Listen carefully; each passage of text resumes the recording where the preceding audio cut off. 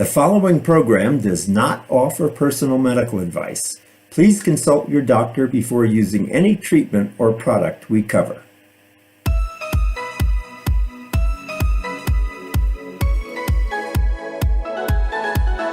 Welcome to Go to Health Media with your host, Jonathan Marks. We provide a welcoming environment where experts educate you on important health topics, answer your questions, and provide information from which you can benefit in consultation with your doctor. You can visit and subscribe to the show at gotohealthmedia.com. And now, here is Jonathan Marks. Hey, this is Jonathan Marks from Go to Health Media. Welcome back to another episode. We have great news if you suffer from eczema. There's a new once-daily steroid-free cream that can help manage and control eczema, so stay tuned to learn more. 26 million people in the U.S. suffer from eczema. That's 1 in 12 of us. And with summertime and heat and the products we use, these can all cause flare-ups. Eczema, or atopic dermatitis, is a chronic recurring inflammatory skin disease. It presents as red and intensely itchy rashes that can occur anywhere on the body.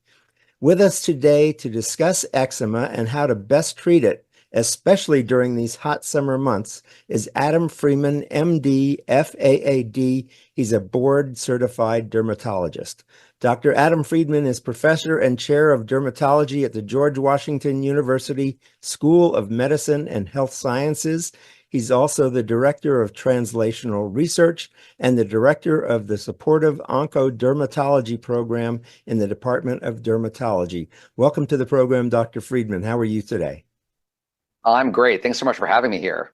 Sure. So let's start off with a simple question. What is eczema? And tell us what are the symptoms and even some of the side effects of those symptoms. Yeah, no, you teed it up very nicely. This is an incredibly common chronic relapsing inflammatory skin disease, probably the second most common just behind acne. But just as it's common, it's commonly impactful, disabling, and destructive to quality of life and even our skin. The clinical presentation is extraordinarily varied, and gender, age, even skin tone can impact the appearance of this condition, which can make making that diagnosis a challenge. However, to me, I feel like there's one unifying theme across the spectrum, which is an itch that feels incredible to scratch. And that kind of drive to itch, scratch will only make the condition worse, as well as add to some of the ostracism associated with this condition. It's well documented because people see you scratching, they stay away, or they say, hey, just stop scratching and it'll get better. And because of all this is why I've partnered with Arcutis to raise awareness about this very common condition, but even more importantly, discuss how can we get it under control. Good. And let's talk a little bit about how summer weather and the heat can affect these flare-ups. So this is a year-round condition, but notably in the summertime, the actual heat can make itching worse. Sweating from all that heat is, sweat's an irritant that can certainly exacerbate the condition. And even things we apply to our skin like sunscreen and bug spray, those can worsen an active flare or bring out the next one. And often these individuals, they're not just worrying about the moment, they're worrying about when that next shoe is going to drop, that next flare. So all these things that can contribute ultimately leading to a not so fun summer. And so it's really important we get this under control so people can live their lives. And how long do these flare-ups last typically? Oh, it is so variable. And depending on the severity of the condition, someone could have easily 12 to 14 flares a year. And depending on what they're doing or what assistance they have from the medical community, these flares can last weeks, if not even longer. But of course, if you have the right things, if you have the right guidance, you can not only get them under control, but hopefully prevent them. Good. So let's talk a little bit about that, getting things under control and what ways you can care for your skin if you're having eczema or a flare-up. So being it's a chronic condition, we need a chronic management strategy. So basic rules apply to any level of severity. These include using mild cleansers or ones that are designed for eczema. However, if you're having a flare, no soap to those areas whatsoever until it's doing better. But more importantly, applying a moisturizer to damp skin, not dry skin, because we want to lock that moisture in so that the skin can turn over the right way and form as best it can so it can protect us from the outside world.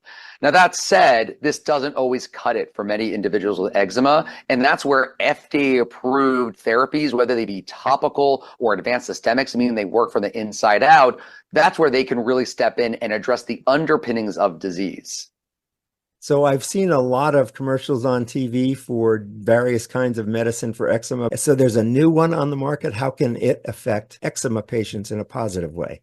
Yeah, we're in the era of eczema. You asked that question 15, 20 years ago, I wouldn't have much of an answer for you. But the most recently FDA-approved topical for atopic dermatitis is Zoryve, a roflumilast 0.15% cream, which can be applied once a day. And I will say once versus twice a day certainly improves adherence and long-term use. It is meant for mild to moderate eczema and can be used 6 and up. And given this is a condition that doesn't really care what age you are, it will affect you, that's really important.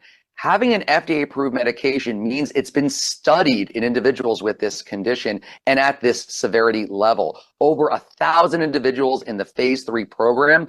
And what that translates into is we know what it's going to do, how it's going to work, but also we know about safety and tolerability. And overall, this was a very well-tolerated medication. The most common side effects included nausea, headache, and site application pain. But this was only in a few % of this large cohort of individuals studied, meaning that patients can feel confident that if they use this, they will tolerate it and they can use it throughout the course of their condition, which for many can be lifelong. Got it. I know you're very familiar with this, but just for our audience, you mentioned phase 3, and this is part of a clinical trial process. Can you very briefly describe phases 1, 2, and 3 so we understand the process medications go through before they get approval? Absolutely. It's so funny. I have patients say, oh, it's a new medicine. I don't want to be a guinea pig. Well, they've missed that opportunity because to your point, there are 3 phases for FDA approval. Phase 1 is purely for safety, toxicity, and this is usually only in a handful of healthy individuals to make sure that something isn't dangerous.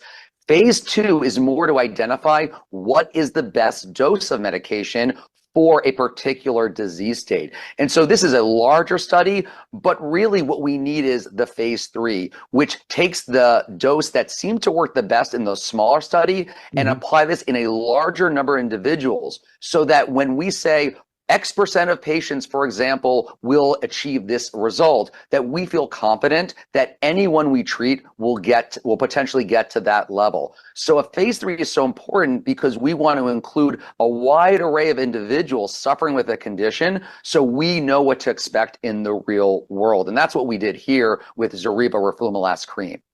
Great. So thank you very much for explaining that, because if you're trying, you said a very important thing. If you're trying a quote unquote new medication, you're not one of the first to try it. It's been through clinical trials and it's been proven with a lot of people to have a certain effect at a certain dose level. So you're saying take this medication. It's topical. It's not an injection. It's topical. Do it once a day. Do you need a prescription for this, or is this over the counter?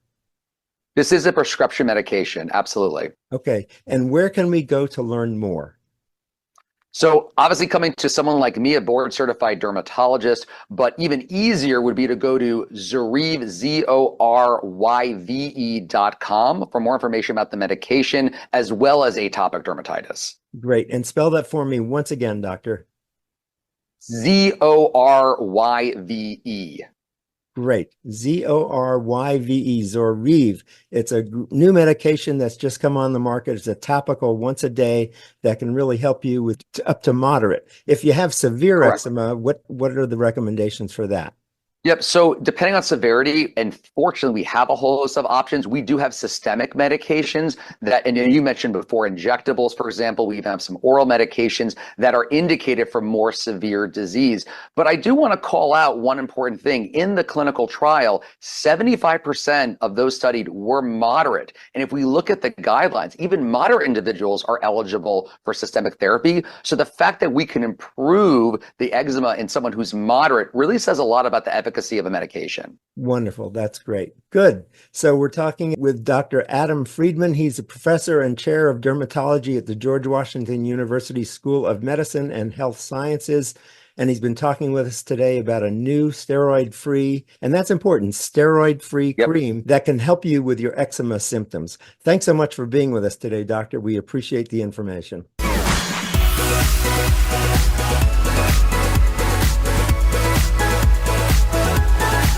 Thank you for tuning in this week to Go to Health Media. Be sure to join Jonathan Marks and another health expert next time. You can also catch the program on your favorite podcast platform. Until our next show, be sure to visit us on the web at gotohealthmedia.com and elevate your life.